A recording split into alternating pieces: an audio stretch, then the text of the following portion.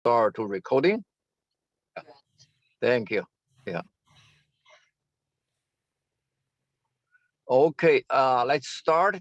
Hi, good afternoon. Happy Friday afternoon. Or it's a Friday evening in the East Coast, everyone.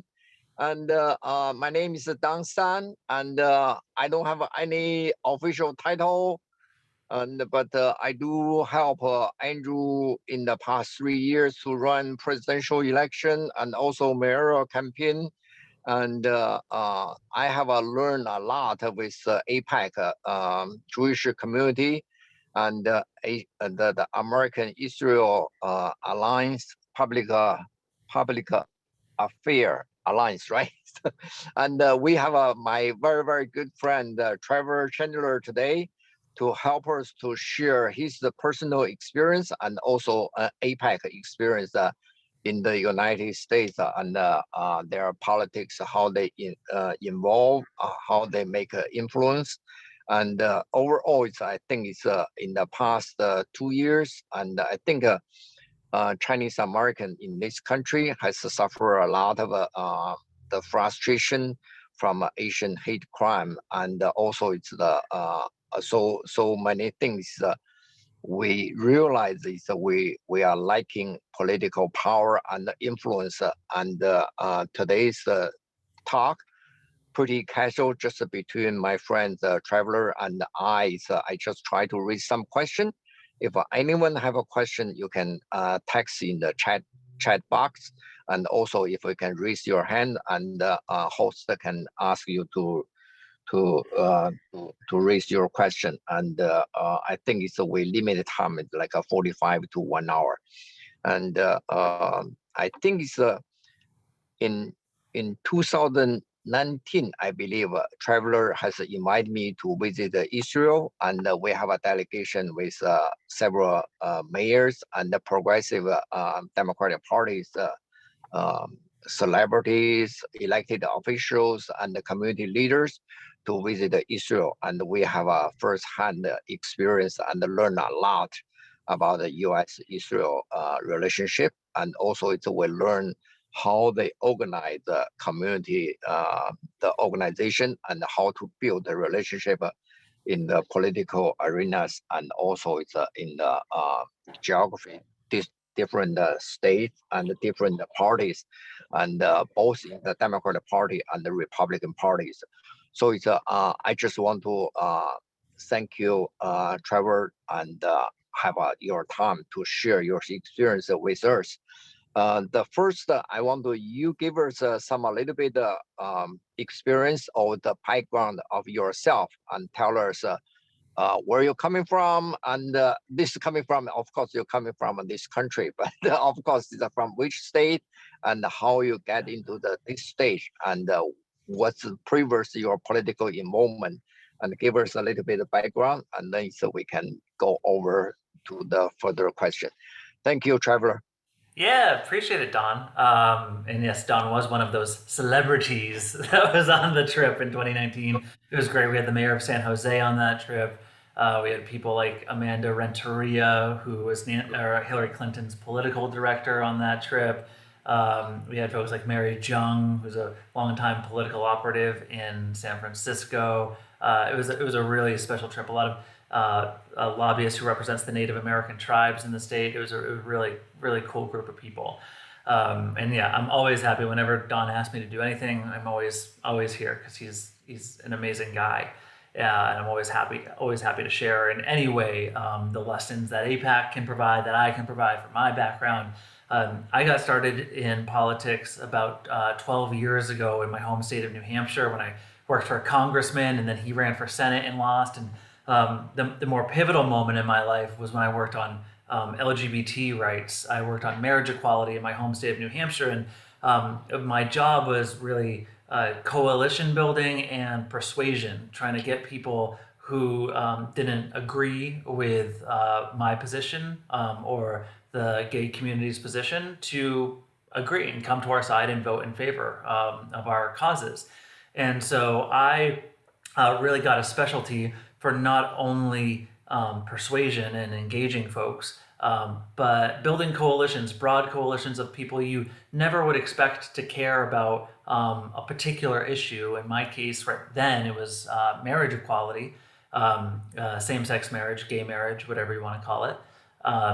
And now it's Israel and the U.S.-Israel relationship. The main difference is, being gay myself, working on marriage equality was something that I cared very personally about ever since I was young, and there was an immediate connection. Whereas currently in my work at APAC, the American Israel Public Affairs Committee, I'm not Jewish. I am the only non-Jewish person in the office, and one of the very few non-Jewish people within the entire organization. And so I'm an ally to the Jewish community and working to build bridges. And that's one of the reasons why I'm here is I want to be an ally to as many communities as possible, whether it's the Jewish community, the Asian community, as many people, whether it's the labor community or other people fighting for rights and justice. Over the past 2 years, as Don was saying, with this massive influx and hate crimes against the Asian community, I was really proud to join folks like another trip participant, Josephine Zhao, and her colleague, whose name I'm forgetting right now, Leanna Louie, in San Francisco with the United Peace Collaborative, where I joined with these security patrols, citizen patrols, to make sure that these hate crimes that people knew that people were watching in Chinatown, to make sure that the community was protected and that people were looking out for them beyond just typical police. And so basically what I do at APAC is very similar to what I did in marriage equality, which is some people find surprising, which a lot of folks know that there's a lot of tension within the Democratic Party and the progressive community when it comes to the U.S.-Israel relationship. There's a certain group of people within the party, within the progressive community, that does not want the U.S.-Israel relationship to succeed. And it does not want it to be strong. And in a lot of those cases, there's anti-Semitism at play. In other cases, it can be more difficult. But with a subject as complicated as the Middle East, it's really easy to get overwhelmed and to just give up. And so my job is to build coalitions with influencers and impactful people, politicians sometimes, who are willing to dig deep into the issue and connect the issue in a values-based way with them. Because APAC, in its essential form, we are a federal congressional lobbying organization. We very rarely get involved at the state and local level. Our main job is to make sure that the United States Congress passes legislation that secures and strengthens the U.S.-Israel relationship. And so whenever there's a piece of legislation that comes up, as you know, there was a war in Israel between Israel and the terrorist group Hamas in the Gaza Strip. Israel has a remarkable missile defense system called Iron Dome. It used up a lot of it, of these remarkable, saving lives on both sides, intercepting missiles, keeping casualties to a minimum from this bombardment from Hamas. And recently there was a bill introduced in the U.S. Congress to help the Israelis replenish Iron Dome because it had been so depleted during this war. And in the House, we had 400 votes, almost 96% of the United States Congress, Democrats and Republicans, voting in favor of Iron Dome and $1 billion to help the Israelis. And that's a testament, including every single Democratic member of Congress in my region, which I'm very proud of, because the region that we're all in, that I'm in, Northern California, Oregon, and Washington, has some of the most progressive members of Congress in the country. And every single one of them voted in favor of this replenishment. And so my job is to make the connections, make sure that these members of Congress are hearing from people in their district, predominantly non-Jewish people like me, so they know it's not just a Jewish issue, but that it's a broader issue, and that's the work that I do. And so I'll stop there, and I can get into more depending on the questions that you have, Don. Yeah, Trevor, thank you. It's you just bring up the how you do the lobby, all these kind of things. For Chinese American here in this country, they are very, very new to this territory. Mm-hmm. So but you and I share the same experience. We both working on the field at the first front line. So I just wondering from a strategic level, it's how you formalize the annually, or it's like a 5 years plan, strategic planning, how your people to form the strategy, and from strategy to the execution level. So how you, this is two questions. One is the strategy form, and then it's how to execute that part. Is could you give us a little bit of explanation how operational level is how it works? Yeah, I mean, in its simplest form, it's about building individual relationships with every single member of Congress, which is very tough. And so, for APAC, and which again is a traditionally Jewish organization, is important to note that over 90% of congressional districts in the United States statistically have no Jews. Statistically, 0%. And yet, even with that lack of representation in a lot of these congressional districts, APAC is still able to have a significant relationship with every single member of Congress. And that's because we encourage our members, our activists, to build these relationships with members of Congress that are outside their district. We encourage, although APAC does not do this, APAC does not fundraise, we do not endorse candidates. We do not fundraise for candidates. We don't raise money for them, but we do encourage our members to raise money for candidates and get involved in the political process. And so one of the things that APAC does do as an organization is we actually meet with every single viable member of or person who's running for Congress. So even before these people are in Congress, we're having a conversation with them, and we're asking them to write a position paper describing how they view the U.S.-Israel relationship. And a lot of times, if they say, "Oh, I don't know a lot about it," we'll connect them to one of our members, and we'll say, "Here, talk with Trevor." Well, not me. So talk with Don. And if you have questions about Iran, if you have questions about security assistance and why it's so important as you're putting this paper together, Don will help you. And so our members start building that relationship with a member of Congress before they're even elected, as they're running. I think one of the big misperceptions about APAC is that we have an army of lobbyists, paid lobbyists in DC, where we have we're one of those organizations with 100 lobbyists and they're all over. We have 7 lobbyists. We have less lobbyists than Planned Parenthood. We have less lobbyists than the NRA, the AARP. We have a skeleton crew of lobbyists whose main goal is to be policy experts. It's not the schmoozing that you expect a lobbyist to do. It's their job to be policy experts. The real way that that we engage with members of Congress is through our volunteers. And those are the people that have the relationships. And so from a strategy perspective, that's one thing, is getting in before they're even members of Congress, because by the time someone is a member of Congress, everyone wants to talk to them. They're the popular kids in school. Everyone wants to chat with them. So that's first. When it comes to achieving policy objectives, I think one thing that APAC does really well is we don't even think in 5-year plans. We think in 10-year plans. And so when we're in Congress, we have right now, the military aid to Israel is now 3.5. I'm mixing up. It's Friday. About 3.5 billion, which is incredible. Plus another 500 million in missile defense support for Iron Dome, in addition to whatever else. And there's a lot of other programs out there beyond just the military assistance, of course. But that started out very tiny. We planted a seed and nurtured it over time. Similarly to Iron Dome.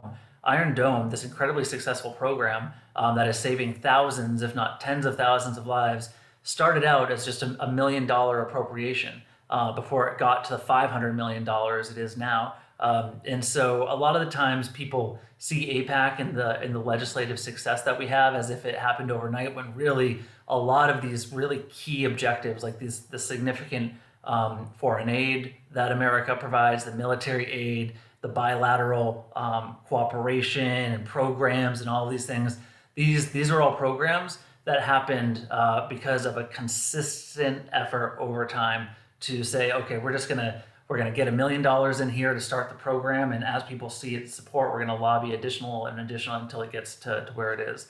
And so those are, when it comes to the short term of trying to meet with as many candidates as possible, and trying to build those individual relationships as possible is important. But then also thinking 10 years down the line, thinking, okay, if our end goal is we want $1 billion in assistance, let's, depending on what's happened, that may be possible, but $10 million, $5 million could start, and that can build to make a big difference. Yeah, I think it's you catch my attention. It's about the individual cultivation of each congressional members. So it's a very, very long time commitment to make sure the relationship is a commitment in 5 years, 10 years. And also it's a bring up the next year is going to election 2022 and also 2024. So it's, I expect that your work is the start to become very intensely to looking for who is a viable candidate and how you can to outreach to them and how to connect to them. There's the one thing, it's for some progressive or it's even some very fresh candidate. They know nothing about Israel. It's how you can outreach to them and convince them and make sure that they are in line to understand the U.S.-Israel relationship. Start with the very beginning, how you identify who is a viable candidate, who is not, and we need to run it like a business. Make sure it's efficient. You put the resource there, have a dinner with them, have a coffee with them, and you want to spend your valuable time with a viable candidate. What's your the criteria or scorecard for the viable candidate? So let's say, I mean, it's an art and a science.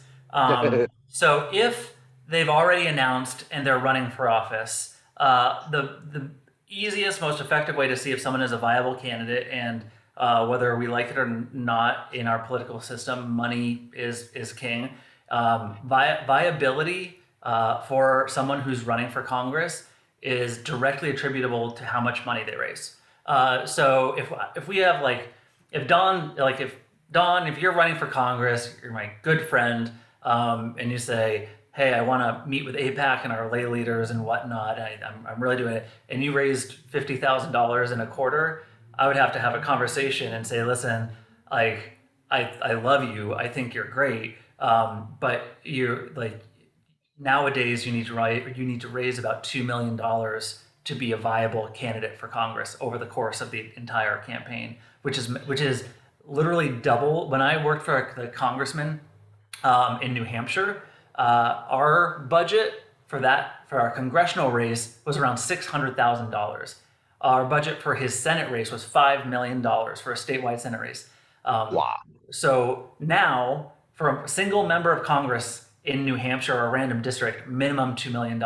So the amount it costs to run for Congress has doubled in 10 years, and we expect it to get even higher than that. So if you're going to be a viable candidate to get on the airs, to put a field program together, that's the be all and end all. So that being said, part of my work is to try to identify people before they even run for Congress, to try to make sure that we're engaging the up and comers, like Sam Liccardo, the mayor of San Jose, who came on our trip. Obviously, he's a very well-known person. Everyone knows that he could easily run for governor if he wanted to. He could run for Congress. He could do whatever. But that's why it was so important that he came on this past trip, is because he does have a limitless future and he could run for whatever someday. So we want to talk to him now before he moves on to that next step. And so that's a very obvious example. A not so obvious example that I'm very proud of is someone like Christine Reeves in Washington State. Christine is an amazing legislator. She was a state legislator in Washington State, and she was a state representative that served in Congressman Adam Smith's district in Washington. Congressman Adam Smith, very important congressman. He's now in the majority of with that Democratic majority, the chair of the Armed Services Committee, which is a very important committee for APAC, obviously, because of the military aid funding. And so he's also getting up there in age, but there were also rumors that he might be tapped to be Secretary of Defense if Biden won. And so we wanted to make sure that we were prepared for that in the event that he left his seat, there was an open seat, and and so we were prepared. So he was unique in that his district was very, very diverse. It was almost, I believe, a minority majority district where most of his constituents were either Black or Latino. And here you have Christine Reeves, who is Black and Hispanic. She won a very tough state house race that's 50-50. She's a very good campaigner. So it's 50 Republican, 50 Democrat, very hard campaigner. She won it so decisively, a Republican didn't even run against her the second time. And as I was looking at Adam's seat, I thought, this is a person, this is an impressive woman who could easily make it. If she raised the money, if she did everything right, she could be a member of Congress. And so I identified her and talked with her. Eventually, she did run for Congress, not in that seat. Actually, a seat opened up next door, and she ran for that one. Unfortunately, she didn't make it to the end, but she didn't even know that she was going to run for Congress when I engaged her and talked to her on her trip. It was only after I told her, listen, you would make a great member of Congress. You would make a great run for this seat if it ever opened up. Do you ever think about that? And she's like, what? I could? I was like, you could do it and you could win. And so that's also part of it. So there's, on the campaign side, viability is definitely money based. Before that, you obviously need to be able to to connect with voters. And so that's where the art and the science of it comes in. Thank you, Trevor.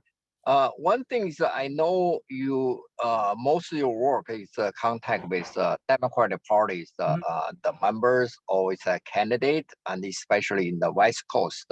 I'm not sure whether this question is good for you, but I believe maybe you can try to answer as much as you know. It's between Republican and Democratic Party. With the APAC, the strategy, how your people balance, even not your personal experience, but you may have some Republican friend or Congress member or candidate, how you're dealing with the two parties, the system, and balance them and make sure you outreach them equally and make sure there's no bias. Right. That's really APAC's secret sauce, because we are a strictly bipartisan organization. We do not support legislation unless it has been co-sponsored by significant numbers on both sides. So we've had bills on both the Republican side and the House and the Democratic side that were very positive, pro-Israel bills. But they were also very clearly political. And so there are many Republican bills that got no Democratic co-sponsors. There's a lot of Democratic bills that got no Republican co-sponsorships. And we told the authors of those bills, no, we cannot support either of them. Yes, we support what's in them. Of course, it's great. There's great words, there's great laws in there. But we will only support bills that have bipartisan support. And it is very, very tough right now because how hyper partisan everything is. The left and the right are so far apart. Israel is one of the few issues. Again, we got over 400 votes in the United States House of Representatives, except for nine members of Congress who either voted no or voted present. I mean, that's unheard of for almost any other issue beyond the U.S.-Israel relationship, and that's because we there's a couple things. One, while we obviously target our message in different ways, we always make sure we're telling both people on the left and the right the same thing. We lose our trust with members of Congress and with our activists if we say one thing to the left and one thing to the right. So consistency matters, trust matters, and even a lot of our Democratic and Republican donors who are involved in fundraising for Democrat or Republican candidates, they'll raise money for people they don't agree with, solely because they're only focused on the U.S.-Israel relationship. They may disagree with a senator on every other issue very hard, and they may work to even unelect that senator outside of this one fundraiser event. But while they're in that room with a member of the pro-Israel community, if they are pro-Israel, they will get the financial support of members in the pro-Israel community. And that hyper focus is not easy. But it is important because it then demonstrates to these members of Congress, wow, not only are they asking me to take votes that may be tough because I have to partner up with a Republican or Democrat, but this is a Democrat who is actually giving money to me, a Republican, solely because of this issue. It makes a difference. Again, APAC does not do that. Our members who are active in the political community and political giving do that. But that's a very important aspect of what the work, that's why we're able to keep the bipartisan balance. Thank you. One of the most significant event for the APAC, at least to me, is your annual conference, policy conference in Washington, D.C. Right. Every year you drive all the Jewish community coming to Washington, D.C., knocking the doors and talk to congressional members.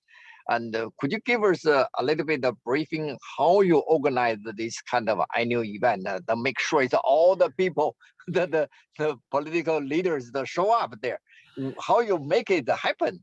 It's incredible. I mean, we have an incredible team that does it, and we've had to cancel it 2 years in a row now, obviously, because of COVID. And our team is currently re envisioning what the next version of it looks like, because previously we just wanted to make it bigger and bigger and bigger.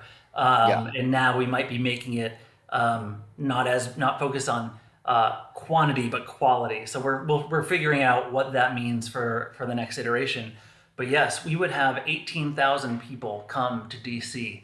And these would be our donors, our major donors, some people don't give us money at all. They just want to be a part of it. It became this rallying group because so often, again, for so many of these members of Congress, they don't have a significant Jewish population in their district who can meet with them regularly. And so what this opportunity does by bringing 18,000 pro-Israel voices into DC, and we have all these sessions, and obviously Don's been there, and we have all these training sessions. We have speakers, the Speaker of the House, usually the President comes, if not the President, the Vice President, Secretaries of State, we've had the President of Honduras, the President of African countries, President of Romania, or the Prime Minister of Romania was there one year, because they recognize how significant the platform is at APAC, and national security advisors, all those folks. And then on the last day,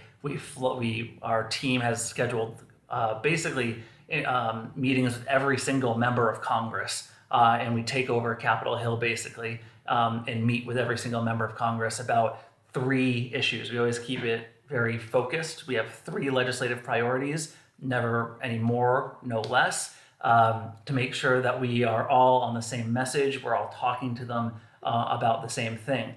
And so it provides that opportunity for us to have a direct conversation with members of Congress. It's actually surprisingly rare for members of Congress to get visits in their DC office. It's very rare for constituents to fly, especially from California, all the way across the country. And so they take it very seriously especially when you have 18,000 people who have flown from all over the country to meet with them. That makes a very big impact on them. And so we train all our people. We try to get the best meetings possible. And for the most part, we always meet with a member of Congress. And usually that's the kickoff to our legislative push. So we have our bills that we want to support ready, and we're asking all of these folks for their co-sponsorships or for their statements. Thank you. It's when you're talking about this scale size, the assembling or conference, it must involve a lot of money. So do you know, I'm the money man in the past 10, 15 years, 20 years. I just concentrate to raise money for all the API candidates. Right. So it's a very, very challenge to ask money for sustainable the purpose, or it's over year and year. So maybe some people have a passion, or it's impossible to give you 10,000 or more than 10,000 just one time. But for the APAC, you raise money every year and more and more. What's kind of the mentality for the Jewish community. They try to contribute to their own society, to the APEC. What's the motivation and the organization structure to guarantee this kind of fundraising continues sustainable?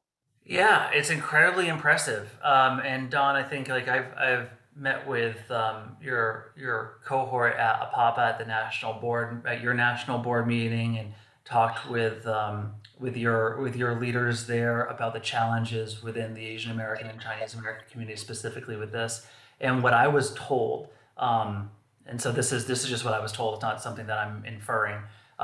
Is that it's in a lot of folks in the Asian community find politics to be dirty. They find it to be not desirable to get involved in. It's much more of a neighborhood-based civic engagement rather than a national-based. In the Jewish community for a long time, it's been much more of a national civic engagement in politics. It isn't so much a question as it is a mandate. It's believed that if you're being in the Jewish community, political activism comes hand in hand with it, and civic activism, and that includes getting involved with fundraising and politics. And so when we're fundraising for and this is a change we actually made a couple years ago now, is we're not asking folks to just donate once a year.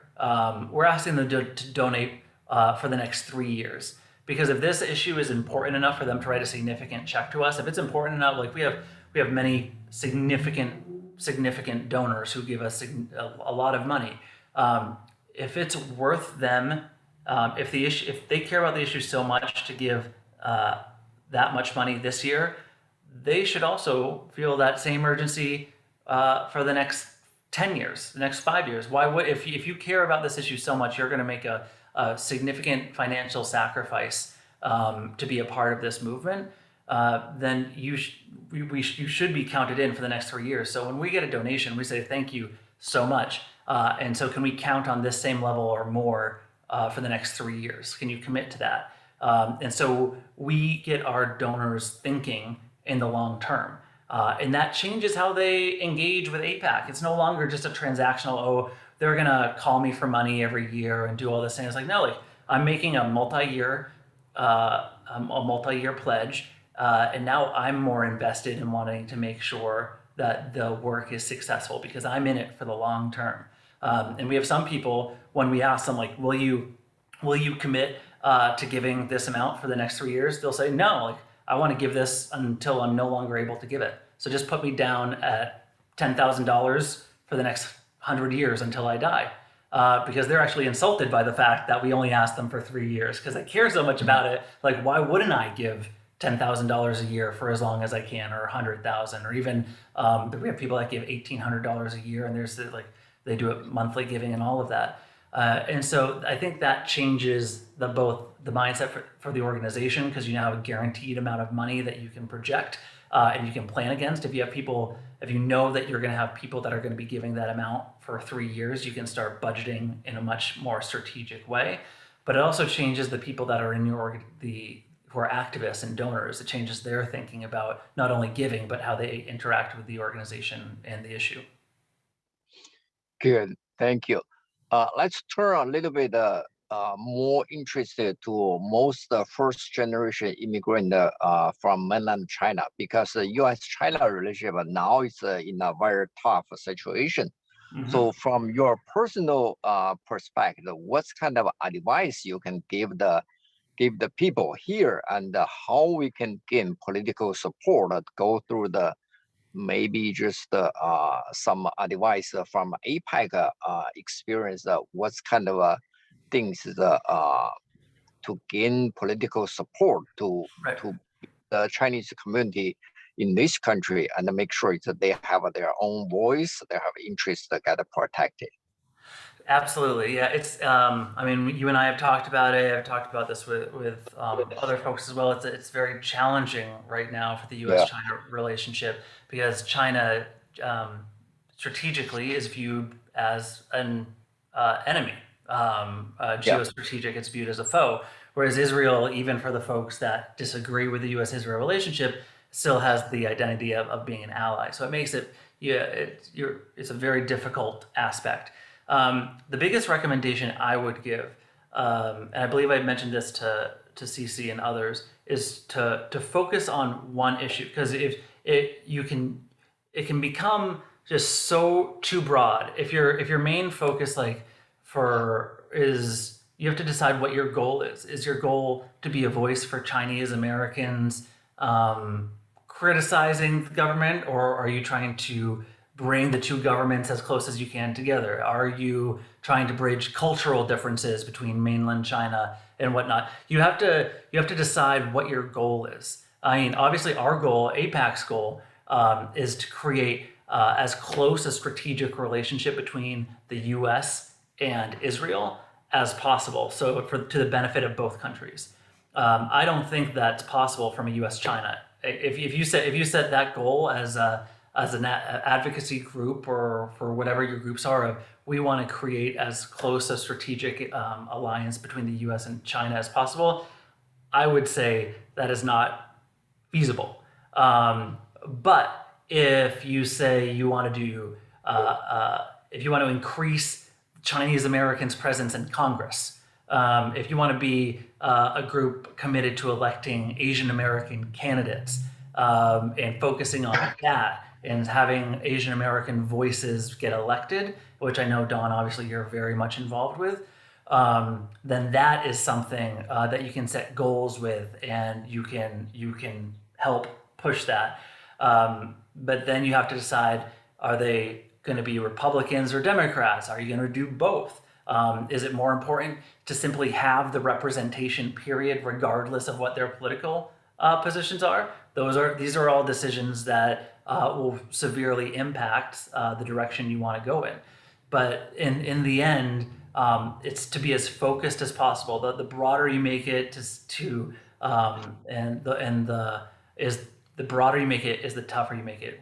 With APAC, we get a lot of criticism from the left and the right because we are laser focused. We don't get involved in anti-Semitism arguments. There's a lot of other Jewish organizations that talk about anti-Semitism and fight anti-Semitism. We don't get involved in a lot of European affairs, other political things. Everyone on the left and right try to pull us to get involved in so many different things. And we get a lot of criticism because we say, nope, we are only focusing on the U.S.-Israel relationship, on the legislation we endorse, and making sure that our friends in Congress know, and our detractors in Congress know who we are and the influence we wield.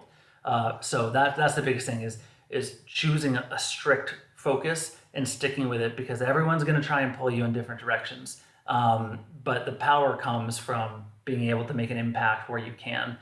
Where if you try to do everything, you'll do it very poorly. If you try to do one thing, you can do it really, really well. Thank you. That's the long term for all the Asian or Chinese community. They try to learn, but they never can reach there because your guys is so laser focused on the one single issue. So that's the bring all the people together. Even everyone have a different opinion on every different issues, but on the APAC they only focus one. That's your secret sauce for success. That's we try to learn, but never can reach there. But continue, we're going to try our hard. Just try to find a common ground. Right. Yeah. I mean, at Policy Conference, we have 18,000 people. 9,000 are Republican, 9,000 are Democrat. Like I am a well-known, decorated LGBT advocate, and I was in the same room as Vice President Mike Pence, who is one of the most vociferous anti-LGBT advocates. Yeah. And so you have to be willing, as hard as it is, to put the singular focus ahead. So I see we have a question. Yeah. Okay, there's I think it's let's go to the question. Can you look beyond APAC and look at the Jewish American as a whole? Can you share your understanding on how Jewish Americans in the past 7 decades strategically and tactically gradually enhance their influence in the U.S.? What can Chinese Americans learn from it? I mean, the biggest thing is political involvement. if there's the saying, if you're not at the table, you're on the menu, which is very, very true. If you're not sitting at the table, making the deals, making the compromises, then you and your community are going to be the first to be discarded or not paid attention to. And that's one of the things that kind of goes back. It's very much ingrained in Jewish life to be civically engaged because and there's so many similarities between the Jewish community and the Asian American community about the facets of discrimination against both, accusations of dual citizenship, accusations of all sorts of horrible racism. And what the Jewish community has found, and this was one of the reasons Israel was reconstituted in 1948, is because Jews across the millennia, no matter where they went in Europe or wherever they said, if they were discriminated against, they were sorry, Sean. Yeah, Sean, I'll touch on that as well. They were discriminated against. They were killed, murdered. Obviously, the most obvious, horrifying part was the Holocaust. But even before that, the Jewish populations in the Middle East were murdered. All of those, and so Jews, whether they tried to isolate. When they tried to isolate themselves from the rest of the world, they were murdered. When they tried to integrate with the rest of the world, they were murdered. And so they said, if we're going to, they created their own table by putting Israel, reconstituting Israel, and having their own country, so they would never have to rely on societies, the anti-Semitic societies, and they could protect themselves. But also, they ran for office. They helped fundraise. They got involved through all levels of civic engagement, and that was key. Now you ask, what table? How can we get to the table? What tables should be our first targets? That's a tough question. I mean, I think for me, and I think Don knows this too. The key thing is making sure you have people from your community elected. That is the most effective way. You have to have, I'm from the LGBT community. We only started getting real progress when there were more gay members of Congress because they were able to build those relationships. You have to get elected at all levels. And obviously I'm a little biased because I work for a federal lobbying organization, but I think federally, getting members of Congress elected, Asian American members of Congress elected will be huge. But people don't just pop out of nowhere and get elected to Congress. You have to get elected to the city councils, state assembly, state senate. And so there's no one place you should focus on when it comes to that. You have to play as many of the cards across the table because elections, you can't predict what's going to happen. Like I said, I had my friend Christine, who I encouraged to run for Congress. Everything said she should have, that if Adam Smith retired, she was going to run and she could win. Turns out another seat opens up. She runs for that one and she loses. You can't predict what happens. And so you need to get as many people running as possible for as many seats and supporting those candidates as possible. That's how you get a seat at the table. Thank you, Trevor. Our audience has a lot of young kids and high schooler, college students. What's kind of APAC the most effective youth program you think is we can share or we can learn from it? Any program for youth, particularly to encourage them get into the community, get into the civil engagement? What's the general population or their mentality? What's the situation for Jewish community youth about the civic service? Yeah, I mean, it goes back to kind of the more broad aspect of just getting involved, knocking on doors, getting involved with candidates early on, learning the process early on, and that'll put you at a better advantage. There's a lot of people who have a view of politics, who it's a mistaken view because they watch West Wing or House of Cards or all these other political shows where they're either very idealistic or very cynical. When really politics is a mix of the two. Politics is not perfect, and I understand that there's people within the community about how they have significant distrust of politics. It makes sense. I get it. I mean, you look at what's happening in the Hill, it can be so discouraging and so disheartening. But the decisions are made by the people who show up, and that's it. There's like if a community does not vote, like if the young community does not vote, people will not pay attention to you. Period. And it becomes kind of a self-fulfilling cycle because you have the younger voters who say, "Oh, no one pays attention to us, so we're not going to vote." Well, that turns around and like, "Well, we're not going to talk. We're not going to pay attention to you because you don't vote." So you have to make yourself heard. So there's that as far as organizing and making sure your community can be a political force. But also knowing that if you're going to do politics for the long term, to put in the work, because so many people try to show up and just pop in or pop out. But if you knock on the doors, you talk to people, you make the phone calls, you have the conversations, especially first generation Chinese Americans who are on this call and elsewhere, you know your communities better than anyone else.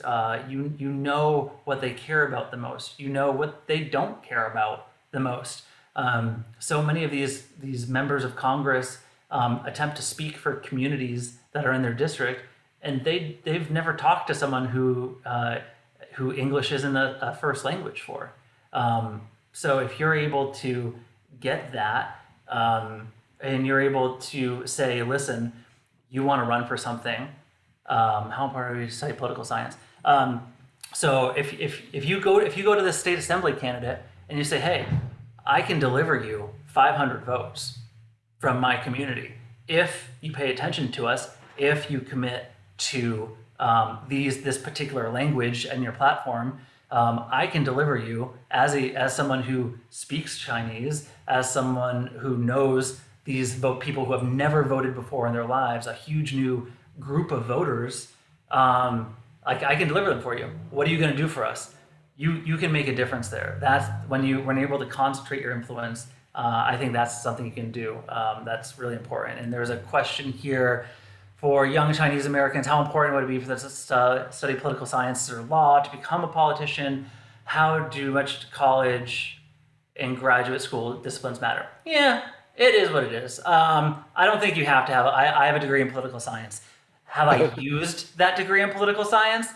I don't know. Maybe. I mean, I think you could go to school to become an economist, and you could still run for office as that. Or you could be a dentist and you could run for office. I personally think there's too many lawyers in elected office, personally. I think it would be much better if we had more scientists run for office. I think it would be much better if we had more economists run for office, personally. So I don't think not studying political science is disqualifying. I do think it's incredibly important to study how the levers of government work, how things happen. That's important, because it's one thing to get elected, but then once you're elected, you need to know what to do. Like you need to know, like especially, I mean, go to Congress. If you run for Congress, or let's say you run for Senate, you get to the Senate and you want to pass a tax bill, or a revenue bill. Well, you can't, because revenue bills and tax bills can only originate in the House of Representatives per the Constitution. So you need to know all that stuff. So you should definitely learn the Constitution. You should definitely learn about strategy and history and all of that stuff. But I don't. If you're not a political scientist, that doesn't disqualify you. When it comes to law school, who knows? Some people swear by it. Some people don't. I can tell you, everyone who has been to law school tells me not to, and everyone who has not been to law school tells me to go. So balance that for what you will. But definitely educate yourself. But don't limit yourself to a single degree. Yeah, it's a funny. Yesterday, one of my good friend, she's very successful and try to apply for the law school. She said, "Okay, I have to deal with a lawyer every day after my business. Ask my advice." I told her I graduated from the master in economics and got a GD, went through the law school, but I didn't say it's any benefit for anyone. Is just go back to the just for the hiring the lawyer. You don't want to hire a lawyer and then want to go to the law school. That doesn't work that way. So it's the Yeah, and I mean, mostly yeah. I'm thinking I'm kind of a mid-career professional. I'm thinking of going to law school now, just so because I'm looking to try to figure out what my next professional move might be.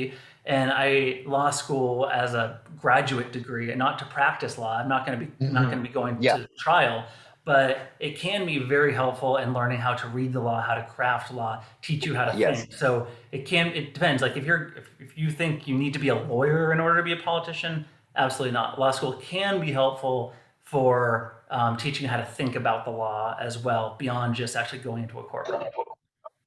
Yeah, one thing is coming from one of audience is talking about Andrew and the Forward Party, and it's my relationship with Andrew is very close, but just ignore my personal relationship. What's your general comment about his movement toward the try to build some independent middle ground third party? And I know they never can compete with the Democratic Party or Republican Party, but for the future next year, 2022 and 2024, what do you think is Andrew can play around, and also it's the impact to the Asian American in politics? Right. I think I'm not a fan of third parties, so I'll say Yeah. that. Being a Democrat and seeing Okay. how Al Gore lost Yeah. because of a third party, Yeah. and then so. However, it goes back to if Andrew wants to be like a leader of the community, if he wants to claim that mantle, and if he has the support behind him. It can be one of those things where I was talking about at the local level for the younger members of our audience. If you can go to a state assembly member and say, "I have 500 votes for you that I can guarantee. I will, as long as you check all of these boxes of what we want as an Asian American community, first generation or immigrant community." Andrew could do that as a member, as a leader of the Asian American community. However, what is the problem with that with Andrew? And again, I can be honest with you because Sure. this is my own political judgment. Because Andrew's platform is so broad, right? He has like the guaranteed income, which isn't necessarily it's more of an American issue rather than an Asian issue, right? If he were to say, "I will endorse and support and throw my organization behind whoever commits to spending this much money on these priorities or addressing these issues," then I think he could play a very important voice within the Asian American community. It's a question of, does Andrew want?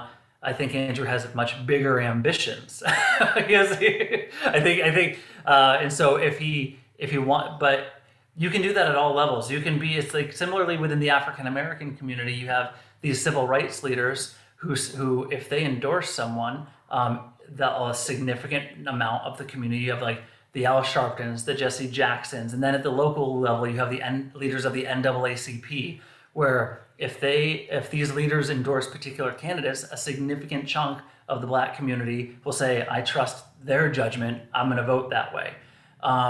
So building up those power centers, both at the national, state, local level, that's very important. Thank you, Trevor. I think we do appreciate your talent, experience, and share all the inside the story with us. And I think it's a very, very practical. And I do learn a lot. I hope the audience share the same excitement as as I am. And I do appreciate your time. And hopefully you have a very happy weekend. Okay. Thank you. Thank Anytime. you. And Yeah. Don, if anyone asks for my contact information, please feel free to share it with them. Always happy. The key thing is the message that I have about the work that APAC does is we're not secretive about anything.